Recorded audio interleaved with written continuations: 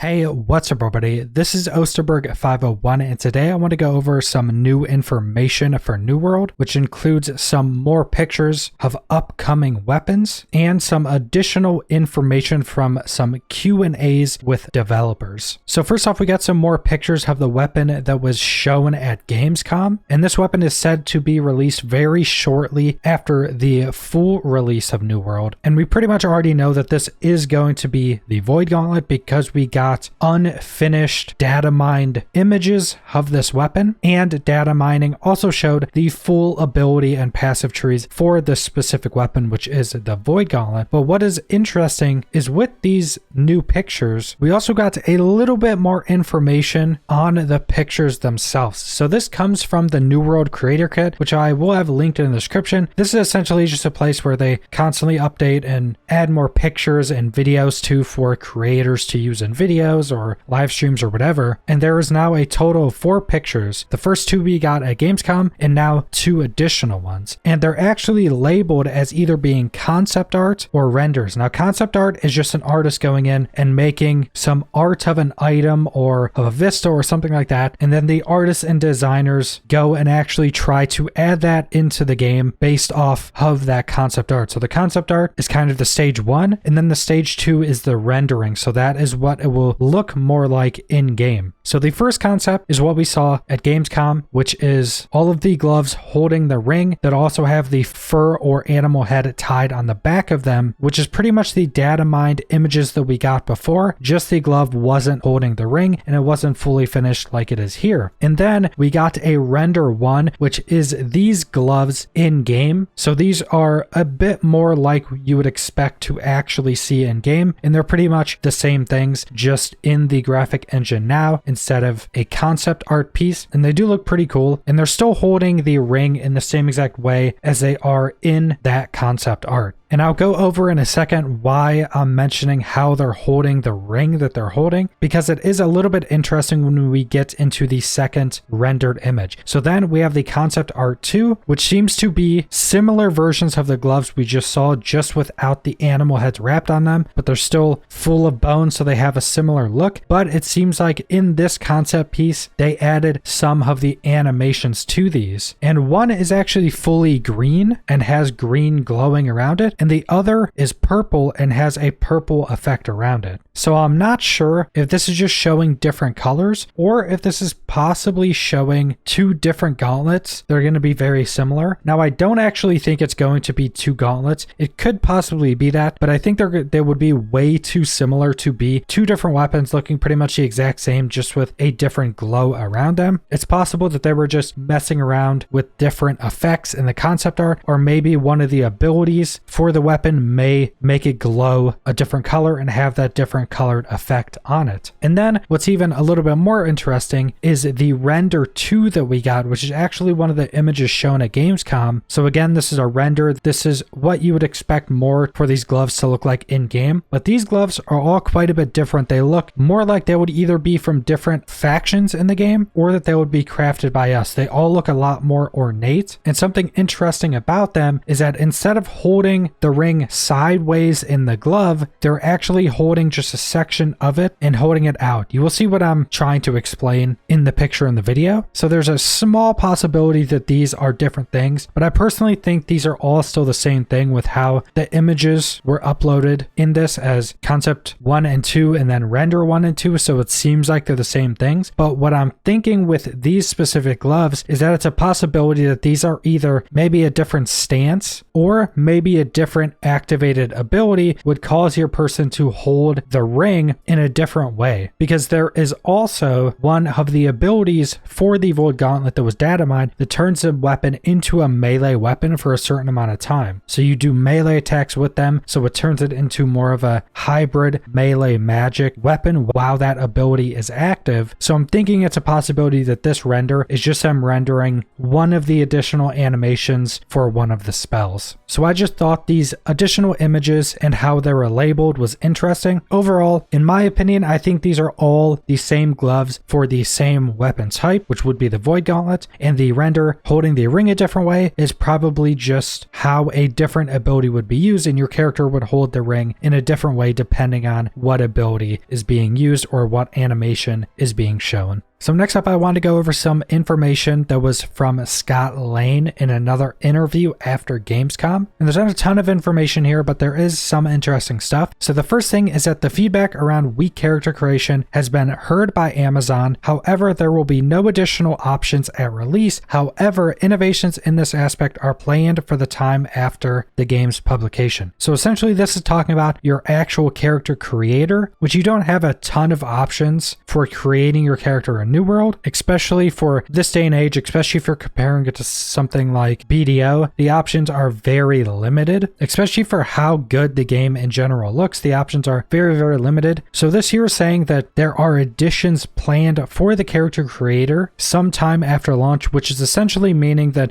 it's already something they're working on and not just something that they're saying maybe could be added in the future. It's something that is actively being worked on and actively planned to being added into the game, which is nice. Being able to customize your character more is always going to be a good thing. There is a possibility that certain servers are provided with a language recommendation for the release so that German players, for example, can gather on certain servers. This was an issue, especially with the beta, where you go on certain servers and there would just be a bunch of different people talking in different languages. Most of the servers in the beta actually had that issue, so it's always nice to at least have a recommendation to, if you speak this language, go to this server, because not being actually able to communicate with other players can clearly become a pretty big issue in MMOs. The developers are aware of the balance problems that the factions had during the beta. A solution is being worked on, but Scott Lane was unable to give us any additional information. Now, I'm assuming what this is talking about is faction imbalance, which if you didn't see a lot of the beta servers in the last few days, pretty much every server was mostly owned by one faction, and maybe one other faction had a few additional regions it controlled, and then one faction would have like nothing. So there was massive imbalance in terms of that, just the power and player count for every faction in a server. And then there's a possibility that they're also talking about the faction rewards from the faction vendor, because if I'm not mistaken, one of the factions had much less powerful gear rewards from that, and that was actually the way that pretty much everybody at max level first went about gearing. They would go and farm up a full set of faction reward items because of how quickly you could get these powerful items, and one faction being much less powerful in terms of that gear could be at a massive disadvantage early on in the game's life. The 4 additional weeks were mainly used to fix exploits and server problems, so that's the delay of the game. Makes sense. We already pretty much got announced that it was mainly going to be used on fixing bugs and other exploits. So then there's 2 additional pieces of information we got from the Steam forums for the game. There's a developer, Winsward, that commonly replies to threads and is generally pretty active on there. And this developer was essentially just answering some questions from people on that forum, and I just mainly wanted to go over the answers. So the first answers are, we will be posting full patch notes at the start of the open beta test on our forums. So there will be a full patch notes section. Seeing how they went about doing patch notes during some of the alphas and some of the stuff they released publicly, it will probably be pretty extensive, and there will most likely be a ton of changes just in terms of balancing. And the open beta servers will not exactly reflect our server launch plan. I'm not exactly certain what this is pertaining to. I'm not sure if they'll be different names, or if maybe some of these servers will then give language recommendations on launch that they won't have an open beta. Not 100% certain on what this is exactly pertaining to. So a few more questions that Winsward answered. Beta produced a lot of learnings about our servers and server infrastructure, things that the volume of testers helped surface to us to get addressed. We're having an open beta prior to launch to test solutions to these issues, and I'm assuming what this is mostly pertaining to is maybe some type of exploits, but mostly to how many people they can fit on a server while keeping performance relatively good. And I'm pretty sure they did recently announce that there would be more players able to be on every server than there was in the last beta. So that is also some of the stuff I'm assuming that they're trying to test with this open beta test. And again, they're working on language suggested servers, and they went on to that prior to open beta. So again, Scott Lane also answered this, that there would be servers with server language recommendations. So hopefully people who speak the same language will be in the same servers. And then number 3 is mounts as a frequently requested feature that would have a huge impact on the design of the game. We have not announced whether mounts will be added or not, so I don't have any updates to share. Now this is kind of the way they've answered this question in the past, but they have also talked about this a little bit more in the past, that it is definitely something that they are keeping an eye on and are probably going to want to add at some point down the road. Like they have specifically said before that once the world gets bigger, it is something that they will want to add. And most likely by also some of these type of comments, the mount system, if they're even working on it yet, is probably something that is not being added into the game yet or tested or coded in or anything like that. It's probably more on the design floor and they're thinking of ways to do it. And I wouldn't expect mounts to be added into the game till months and months down the road, but I would not be surprised if mounts are added within the first year of New World's life cycle. So that's all I want to go over with this new information we got for New World. Subscribe if you want to see more New World or other MMO videos. Leave a like if you liked the video. Leave a comment down below what you guys think about all this new information we got, and thanks for watching.